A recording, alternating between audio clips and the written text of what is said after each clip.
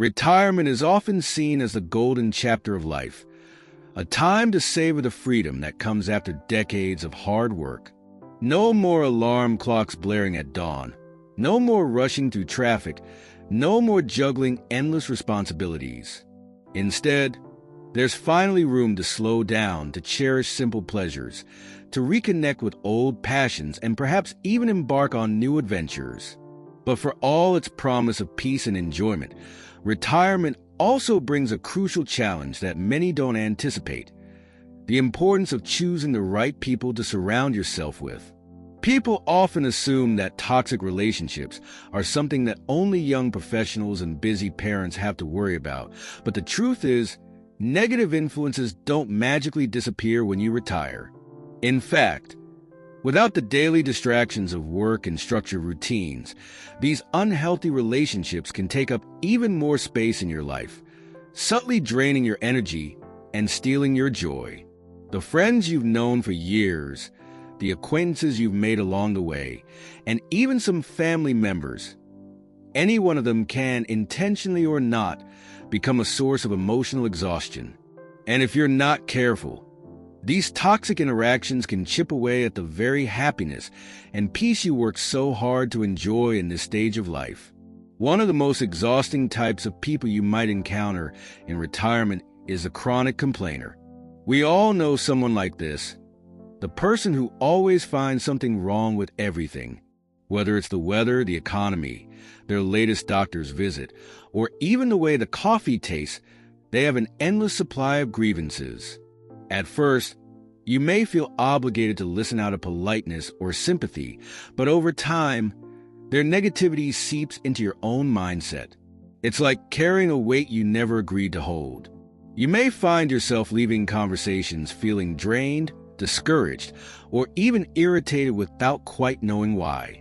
The tricky thing about chronic complainers is that they don't necessarily mean harm. They may even think they're simply venting or being realistic, but their constant focus on the negative can gradually darken your outlook, making it harder to enjoy your own life. So, how do you handle them? The key is setting boundaries. You don't have to cut them off completely, but you do need to limit the amount of time and energy you invest in their negativity. If they start on another long-winded rant about how everything is awful, try gently steering the conversation towards something more positive. And if that doesn't work, it's okay to excuse yourself. Protecting your emotional well-being isn't selfish. It's necessary. Then, there's the self-absorbed friend, the one who seems to think the world revolves around them. Every conversation is about their latest vacation, their grandchildren's accomplishments, their opinions, their health problems, without ever asking how you're doing. At first, you may excuse it as enthusiasm or assume they're just going through a phase. But after a while, you realize it's a pattern. No matter how much you share about your own life, they quickly redirect the focus back to themselves. Being around a self-absorbed person can be frustrating and, at times, even lonely. It makes you feel unseen, as though your own experiences and feelings don't matter. The best way to handle them is to speak up. Some people don't even realize they dominate conversations, and a simple "hey, I'd love to share something with you too" can help bring balance. But if they consistently dismiss your feelings or refuse to engage in a two-way friendship, you may need to limit your interactions. There's no rule saying you must keep investing in a friendship that leaves you feeling invisible. Another common personality to be wary of is the drama magnet. This is the person who thrives on conflict, whether it's gossiping about mutual friends, stirring up unnecessary arguments, or reliving old grievances over and over again. They always seem to have some kind of crisis, and if you let them, they'll pull you right into their emotional storm. While they may provide a certain level of entertainment or intrigue, their chaos quickly becomes exhausting. Drama magnets are often looking for an audience, someone to fuel their narratives and validate their outrage. The best approach is to remain neutral. Avoid getting drawn into their gossip or conflicts, and if they try to drag you into unnecessary drama, simply change the subject or disengage. You don't have to be rude, but you do need to protect your peace. Retirement should be about tranquility, not unnecessary stress. These are just a few of the toxic personalities that can drain your energy and rob you of the joy that retirement should bring. The good news is that you have the power to set boundaries, make mindful choices, and surround yourself with people who uplift and inspire you. In the next section, we'll explore more of these exhausting personality types and discuss practical ways to safeguard your well-being without guilt or unnecessary conflict. One of the most exhausting kinds of people to deal with in retirement is the perpetual victim. This is the person who always seems to be suffering at the hands of someone or something. Their stories are filled with tales of injustice, how they were wronged by their boss 20 years ago, how their children don't appreciate them enough, how their neighbor is deliberately trying to make their life miserable. At first, you may feel genuine sympathy for their troubles, but over time, a pattern emerges. No matter what advice you offer, no matter how much you listen, their problems never improve. Why? Because they aren't actually looking for solutions. The perpetual victim thrives on validation. They want others to acknowledge how unfair life has been to them, and they often reject any perspective that suggests they have some control over their situation. If you spend too much time with this kind of person, you might start feeling weighed down by their hopelessness. Their constant focus on hardship can leave you feeling helpless and emotionally drained. Worse still, their negativity can seep into your own mindset, making your own challenges seem heavier than they actually are. The best way to handle a perpetual victim is to shift the conversation toward action. Instead of just sympathizing, ask, "What are you going to do about it?" If they constantly complain about their health, suggest ways they can improve their well-being. If they grumble about a strained relationship, encourage them to address it directly. Over time, you may notice that they either change the subject or begin to avoid talking to you altogether because they're not actually interested in solutions. And that's okay. It's not your job to fix someone who doesn't want to be fixed. Your responsibility is to protect your own emotional health.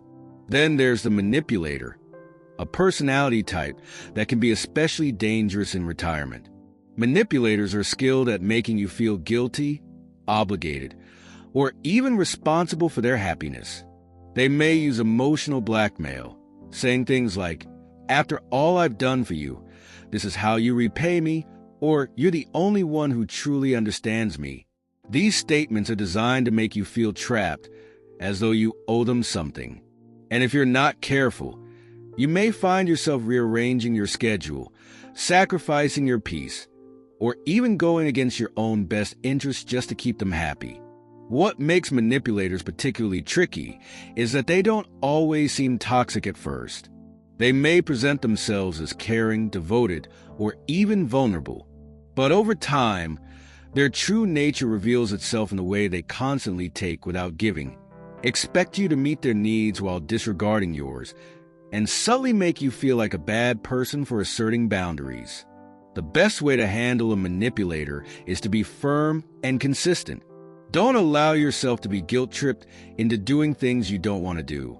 If they ask for a favor and you don't feel comfortable, simply say no, without offering excessive explanations or justifications. The more you stand your ground, the less power they have over you. And if they become resentful or try to make you feel bad for setting boundaries, that's a clear sign that the relationship was never about mutual respect in the first place. Another toxic personality that often surfaces in retirement is the overly critical person. This individual finds fault with everything, from the way you spend your time to the way you dress, from your choice of hobbies to your opinions on current events. They offer unsolicited advice, criticize your decisions, and make you feel as though nothing you do is quite good enough. Whether it's a longtime friend, a sibling, or even a spouse, their constant judgment can be exhausting and deeply frustrating. What makes dealing with an overly critical person so challenging is that their remarks often come under the guise of concern. They may say things like, I'm just trying to help, or I only say this because I care. But the result is the same. You walk away from interactions with them feeling diminished, second-guessing yourself, or simply dreading the next conversation. The best defense against an overly critical person is confidence. Remind yourself that you are living your life on your terms, and you do not need anyone's approval to enjoy it. If their criticisms cross a line, address it directly. I'd appreciate it if you didn't comment on my choices, or I'm happy with how I do things, even if it's not how you would. Over time, they may either adjust their behavior or reduce their critical remarks. But if they don't, you always have the option to limit your time with them. Toxic relationships don't always announce themselves in obvious ways. Sometimes, they take years to reveal their full effect. But once you recognize the patterns, you can take action to protect yourself. In the next section, we'll explore how to build stronger, healthier connections that bring joy and fulfillment, as well as how to gracefully distance yourself from the negative influences that don't serve you. Retirement should be a time of peace, joy, and self-discovery, a well-earned chapter where you are free to focus on the things that truly matter. But as we've explored, certain toxic individuals can quietly steal that joy if you're not careful. Recognizing them is the first step, but the real challenge lies in navigating these relationships in a way that protects your emotional well-being without unnecessary conflict or guilt. The good news? You have far more power than you might think when it comes to choosing the kind of people you allow into your life. The most important thing to remember is that you don't have to tolerate relationships that leave you feeling drained, frustrated, or diminished. It doesn't matter if you've known someone for decades, if they're a relative, or if you feel obligated to maintain the connection out of habit. If a relationship is consistently making you unhappy, you have every right to create distance. This doesn't mean you have to be harsh or cut people off completely. Sometimes, a simple shift in how often and in what ways you engage with a toxic person can make all the difference. One of the most effective strategies for handling difficult people is setting clear boundaries. Boundaries are not walls meant to shut others out. They are guidelines that help protect your peace. For example, if you have a chronic complainer in your life, you can decide in advance how much time you're willing to spend listening to their grievances. You might choose to limit phone calls or visits, or you might gently redirect the conversation when it becomes too negative. If a manipulator tries to guilt-trip you, practice saying no without over-explaining. If a drama magnet starts pulling you into unnecessary conflicts, refuse to engage. Many people worry that setting boundaries will make them seem rude or unkind, but the opposite is true. Boundaries are an act of self-respect, and they teach others how to treat you. The more you practice them, the easier it becomes to recognize which relationships are worth maintaining and which ones require distance. Of course, distancing yourself from toxic people is only half of the equation. The real key to a fulfilling retirement lies in surrounding yourself with people who bring out the best in you. Positive, uplifting relationships don't just happen by chance. They are cultivated through intentional choices. Start by seeking out those who inspire, encourage, and genuinely care about your well-being. These might be lifelong friends who have always supported you, new acquaintances who share your interests, or even family members who bring warmth and laughter into your life. A great way to build healthier connections is by engaging in activities that bring you joy. Whether it's joining a book club, taking a fitness class, volunteering, or exploring a new hobby, being in environments where people are pursuing positive experiences naturally attracts like-minded individuals. Meaningful friendships are often formed in places where joy is the focus. Another important step in fostering healthier relationships is practicing gratitude. It's easy to focus on what's wrong, on the people who drain you, on the conflicts that arise, on the disappointments that come with age. But shifting your focus to what's good can be transformative. When you take time each day to acknowledge the people who uplift you, the moments that bring you joy, and the small blessings that make life rich, you begin to cultivate a mindset that naturally attracts more positivity. Gratitude helps reinforce the idea that you deserve happiness and that your time is valuable. So valuable, in fact, that you don't need to waste it on negativity. Sometimes, despite our best efforts, we may still find ourselves struggling with certain toxic relationships, especially when they involve close family members. It's one thing to limit time with a difficult acquaintance, but what if the negativity is coming from a sibling, an adult child, or even a spouse? These situations require extra care and patience. The key is honest communication. Instead of harboring resentment or letting their negativity affect your well-being, express your feelings clearly but kindly. Let them know how their words or actions impact you, and don't be afraid to suggest ways to improve the relationship. If they are willing to meet you halfway, wonderful. If not, then setting boundaries and limiting exposure becomes even more important. At the end of the day, your retirement years belong to you. You've spent a lifetime fulfilling responsibilities, working hard, and taking care of others. Now is the time to prioritize your own happiness. This doesn't mean shutting people out or avoiding every difficult interaction, but it does mean being intentional about how you spend your time and who you spend it with. By recognizing toxic personalities, setting healthy boundaries, and choosing to invest in relationships that uplift and energize you, you create a life that is truly fulfilling. Surround yourself with people who make you laugh, who celebrate your victories, and who bring a sense of lightness into your days. Fill your life with activities and conversations that leave you feeling enriched rather than exhausted. And most of all, never forget that you deserve to enjoy the stage of life to the fullest. Retirement is not just an ending, it's a beginning. It's a chance to rewrite the script, to cultivate the relationships that truly matter, and to let go of anything that no longer serves you. By making thoughtful choices about the company you keep, you ensure that these years are filled with joy, purpose, and peace. At the end of the day, life is too short, especially in retirement, to waste on people who drain your energy and steal your joy. You've worked hard to reach this stage, and you deserve to spend it surrounded by positivity, laughter, and meaningful connections. Whether it's the chronic complainer, the manipulator, or the drama magnet, recognizing these toxic personalities is the first step to protecting your peace. And remember, setting boundaries isn't about being rude or shutting people out.